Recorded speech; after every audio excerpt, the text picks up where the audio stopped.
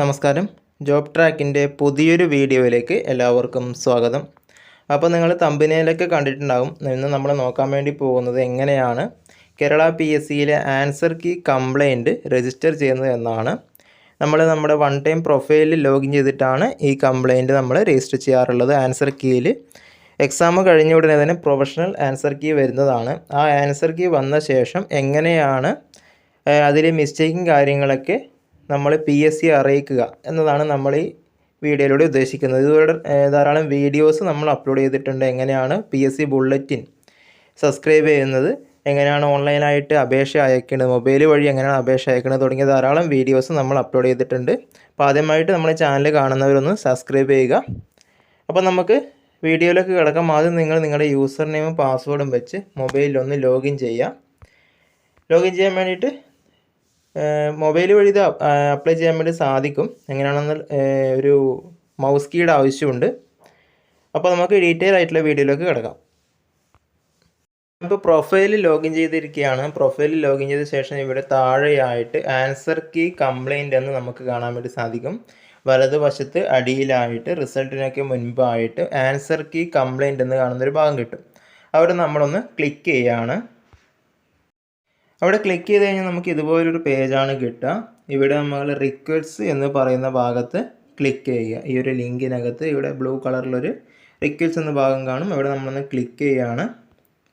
അപ്പോൾ നമുക്ക് മറ്റൊരു പേജ് ഓപ്പൺ ആയിട്ട് വരും. ഇവിടെയാണ് നമുക്ക് നമ്മുടെ കംപ്ലയിൻ്റൊക്കെ രജിസ്റ്റർ ചെയ്യേണ്ടത്. അപ്പോൾ ഇവിടെ ആദ്യം ഒരു OTP ആണ് വരിക. നമ്മുടെ സമ്മതത്തോടു കൂടിയാണ് നമ്മളാണിത് ചെയ്യുന്നതിന് വേണ്ടിയിട്ട് നമ്മളിവിടെ ഒരു OTP എൻ്റർ ചെയ്യേണ്ടതുണ്ട്. അപ്പോൾ ആ സെൻഡ് OTP പ്രസ് ചെയ്യുന്ന സമയത്ത് നമ്മുടെ മൊബൈൽ നമ്പറിലേക്ക് ഒരു OTP പോകുന്നതാണ്. ആ OTP ഇവിടെ പ്രസ് ചെയ്ത് കൊടുക്കുക. അപ്പോൾ ഇവിടെ ഒരു പ്രശ്നം എന്താ വെച്ചാൽ ഇവിടെ നമുക്ക് OK ബട്ടൺ പ്രസ് ചെയ്യേണ്ട കാര്യം ലഭിക്കില്ല. അപ്പോൾ അതിന് വേണ്ടിയിട്ട് നമ്മൾ ചെയ്യുന്നത് തൽക്കാലത്തേക്ക് ഒരു മൗസ് കീ നമ്മൾ ഉപയോഗിക്കുകയാണ്.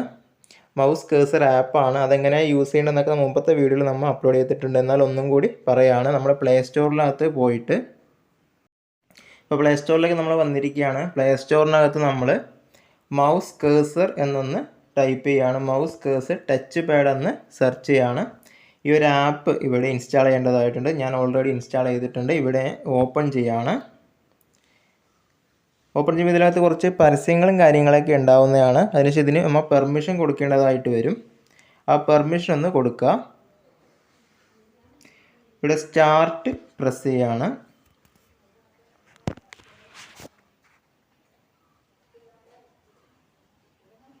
അതിനുശേഷം ഈ ഒരു പവർ ബട്ടൻ്റെ സിമ്പൽ കാണുന്ന ഭാഗം ഒന്ന് പ്രസ് ചെയ്യുന്നു. ഇവിടെ ആക്സസിബിലിറ്റിയിൽ ഡൗൺലോഡ് സർവീസ് എടുക്കുക. അതിലിവിടെ ഇതിൻ്റെ പെർമിഷൻ നമ്മൾ ആക്സസിബിലിറ്റി ഒന്ന് അലോ ചെയ്ത് കൊടുക്കുക. അലോ ചെയ്ത് കൊടുക്കുന്ന സമയത്ത് അലോ ആവുന്നതാണ്. ഇവിടെ മൗസിൻ്റെ കാര്യങ്ങളൊക്കെ നമുക്ക് ലഭിക്കുന്നതാണ്. അതിനുശേഷം നമ്മൾ വീണ്ടും നമ്മുടെ ക്രോമിലേക്ക് പോവുകയാണ്. അല്ലെങ്കിൽ നിങ്ങൾ ഏത് ബ്രൗസർ വെച്ചാണോ ഉപയോഗിക്കുന്നത് അതിലേക്ക് പോവുക.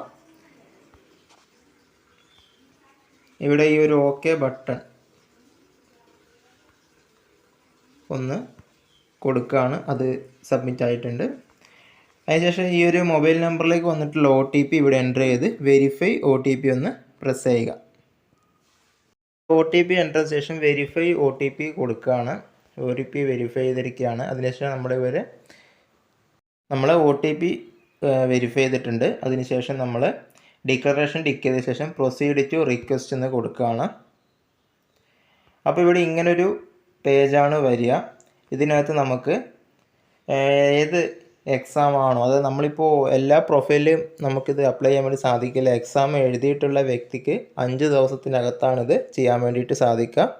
അപ്പോൾ ആ ഒരു വ്യക്തിയുടെ പ്രൊഫൈൽ വഴി മാത്രമേ, അവരുടെ രജിസ്ട്രേഷൻ നമ്പർ വെച്ചാണ് നമ്മളിത് ചെയ്യുന്നത്.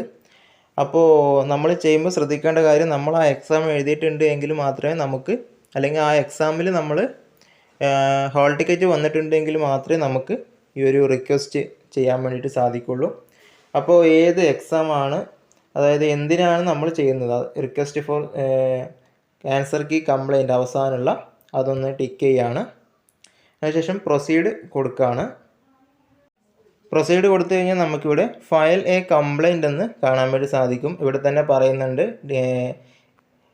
എഡിറ്റ് അല്ലെങ്കിൽ ഡിലീഷൻ നമ്മൾ കൊടുക്കുന്നത് 5 ദിവസത്തിനകത്ത് നമ്മളിത് ചെയ്യേണ്ടതായിട്ടുണ്ട്. അപ്പോൾ നമ്മളിപ്പോൾ ചെയ്യുന്ന യൂണിവേഴ്സിറ്റി LGSൻ്റെ ആണ്.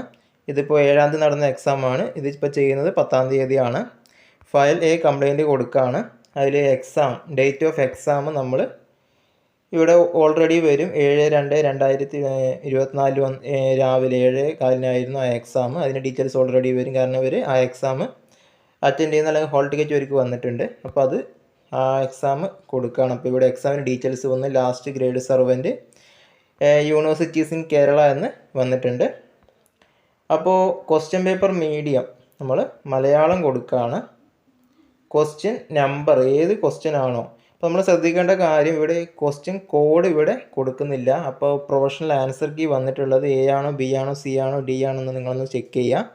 ആ ഒരു പ്രൊഫഷണൽ ആൻസർ കീ വന്നിട്ടുള്ള ആ ക്വസ്റ്റ്യൻ, അതായത് ആ കോഡ് വെച്ചിട്ട് നമുക്ക് ഇതിലേക്ക് ചെയ്യാൻ വേണ്ടി സാധിക്കുള്ളൂ. ഇപ്പോൾ A കോഡിലാണ് ഇതിൻ്റെ ആൻസർ കീ വന്നിരിക്കുന്നത്. അതുകൊണ്ട് നമ്മളിവിടെ ചെയ്യേണ്ടത് ആ ഒരു ക്വസ്റ്റ്യൻ നമ്പർ പാറ്റേണിലാണ് ഇതിൽ കൊടുക്കേണ്ടതായിട്ടുള്ളത്. അപ്പോൾ നമ്മളിവിടെ മലയാളം കൊടുത്ത് അടുത്ത ക്വസ്റ്റ്യൻ നമ്പറാണ് കൊടുക്കുന്നത്. ക്വസ്റ്റ്യൻ നമ്പർ 49 നമ്മൾ ഒന്നാമതായിട്ട് ഡിലീഷന് വേണ്ടി കൊടുക്കുന്നത്. കാരണം അതിനകത്ത് അതിൻ്റെ ഓപ്ഷനിൽ ആൻസർ ഇല്ലായിരുന്നു. 49 കൊടുത്തു. A കോഡ് പ്രൊഫഷണൽ ആൻസർ എന്നിവിടെ തന്നെ പറയുന്നുണ്ട്. നമ്മൾക്കിവിടെ നമ്മുടെ കംപ്ലയിൻറ്റ് നമുക്കിവിടെ 1500 ക്യാരക്ടർ വരെ യൂസ് ചെയ്തിട്ട് നമുക്ക് ടൈപ്പ് ചെയ്യാൻ വേണ്ടിയിട്ട് സാധിക്കുന്നതാണ്. അപ്പോൾ ഇവിടെ നമ്മളത് വ്യക്തമായിട്ട് ടൈപ്പ് ചെയ്യുക. നമ്മളതിൻ്റെ ആൻസർ അതിനകത്തില്ല. അപ്പോൾ അത് എൻ്റർ ചെയ്തിട്ടുണ്ട്. അതിനുശേഷം നോട്ട് ആൻസർ ഇൻ ഓപ്ഷൻ കൂടി കൊടുത്തിട്ട് നമ്മൾ റെഫറൻസ് എവിടെ നിന്നാണോ, ഏത് ബുക്കാണോ വെബ്സൈറ്റ് ആണോ മാസിക എന്താണ് നമ്മളിവിടെ എൻ്റർ ചെയ്യാൻ ശേഷം സേവ് കൊടുക്കുക. അതിനുശേഷം നമുക്ക് അടുത്ത വേണം കംപ്ലയിൻറ്റ് ഒന്നുകൂടി ഫയൽ ചെയ്യാവുന്നതാണ്. അപ്പോൾ നമ്മൾ അടുത്ത കംപ്ലയിൻറ്റ് രജിസ്റ്റർ ചെയ്യാൻ വേണ്ടിയിട്ട് വീണ്ടും ഫയൽ കംപ്ലയിൻ്റ് എന്ന് കൊടുക്കുകയാണ്. അതിനുശേഷം എക്സാം ഏതാണ്, ഡേറ്റ് ഓഫ് എക്സാം നമ്മൾ കൊടുക്കുകയാണ്. അതിനുശേഷം വീണ്ടും ഇവിടെ LGSൻ്റെ ഡീറ്റെയിൽസൊക്കെ വന്നു. ഏത് മീഡിയമാണ്, മലയാളം മീഡിയമാണ്. ക്വസ്റ്റ്യൻ പേപ്പർ നമ്പർ ഒന്നുകൂടി കൊടുക്കുകയാണ്. 46 അടുത്ത ക്വസ്റ്റ്യൻ നമ്പർ. 46 നമ്മളിവിടെ കൊടുക്കുകയാണ്. അതിനുശേഷം കംപ്ലയിൻറ്റ് എന്താണെന്ന് നമ്മൾ ടൈപ്പ് ചെയ്യുകയാണ്.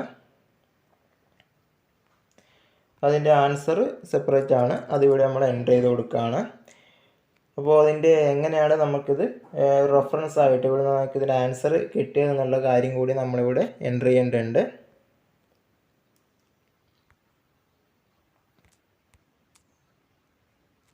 നമ്മളിവിടെ എല്ലാ കാര്യങ്ങളും എൻ്റർ ചെയ്തിരിക്കുകയാണ്. അതിനുശേഷം നമ്മളിവിടെ സേവ് എന്ന് കൊടുക്കുകയാണ്.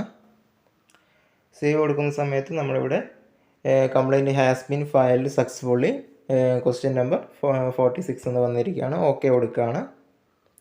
ഓക്കെ കൊടുക്കുന്ന സമയത്ത് നമുക്കിവിടെ ഓക്കെ പ്രസ് ചെയ്യാൻ വേണ്ടി സാധിക്കില്ല. അപ്പോൾ നമ്മൾ മൗസ് കീ ഒന്ന് യൂസ് ചെയ്യുകയാണ്. മൗസ് കീ യൂസ് ചെയ്തിട്ട് ഓക്കെ പ്രസ് ചെയ്യുകയാണ്. അതിനുശേഷം നമുക്ക് അടുത്ത കംപ്ലയിൻറ്റ് വേണമെങ്കിൽ ഇവിടെ തന്നെ കൊടുക്കേണ്ട ഓപ്ഷൻ ഉണ്ട്. ക്വസ്റ്റ്യൻ നമ്പർ മാത്രം ഒന്ന് ചേഞ്ച് ചെയ്താൽ മതി. ക്വസ്റ്റ്യൻ നമ്പർ ഏതാണെന്ന് സെലക്ട് ചെയ്യുക. അതിനുശേഷം വീണ്ടും ഇവിടെ കംപ്ലയിൻറ്റ് എഴുതുക. അതിൻ്റെ റെഫറൻസ് എവിടെയാണെന്ന് എഴുതുക. സേവ് കൊടുക്കുക. അങ്ങനെ നമ്മളെല്ലാം എൻ്റർ ചെയ്ത് കഴിഞ്ഞാൽ നമ്മളിവിടെ ക്യാൻസൽ പ്രസ് ചെയ്യുകയാണ്. ക്യാൻസൽ പ്രസ് ചെയ്യുന്ന സമയത്ത് നമുക്കിവിടെ നമ്മൾ എൻ്റർ ചെയ്തിട്ടുള്ള ലാസ്റ്റ് ഗ്രേഡ് സർവൻറ്റിൻ്റെ ഡീറ്റെയിൽസ് കിട്ടും. ഇവിടെ പ്ലസ് എന്നുള്ള ഒരു ചിഹ്നം നമ്മൾ അടിക്കുന്ന സമയത്ത് ഇവിടെ നമ്മൾ എത്ര ക്വസ്റ്റ്യൻ ആണോ നമ്മൾ ഡിലീഷന് കൊടുത്തിട്ടുള്ളത്, അല്ലെങ്കിൽ നമ്മൾ തിരുത്തിന് വേണ്ടി കൊടുത്തിട്ടുള്ള അത്രയും ക്വസ്റ്റ്യൻസ് ഇവിടെ കാണാൻ വേണ്ടി സാധിക്കും. നമ്മളിപ്പോൾ 8 ക്വസ്റ്റ്യൻ ആണ് ഇവിടെ കൊടുത്തിരിക്കുന്നത്. അപ്പോൾ ഇങ്ങനെയാണ് ഇവിടെ കംപ്ലയിൻ്റ് ഒക്കെ ഫയൽ ചെയ്യുന്നത്. അപ്പോൾ എന്തെങ്കിലും സംശയങ്ങളുണ്ടെങ്കിൽ നിങ്ങൾക്ക് കമൻറ്റിൽ ചോദിക്കാവുന്നതാണ്. അപ്പോൾ മറ്റൊരു വീഡിയോ ആയിട്ട് വീണ്ടും കണ്ടുമുട്ടാം. അതുവരെ ബൈ.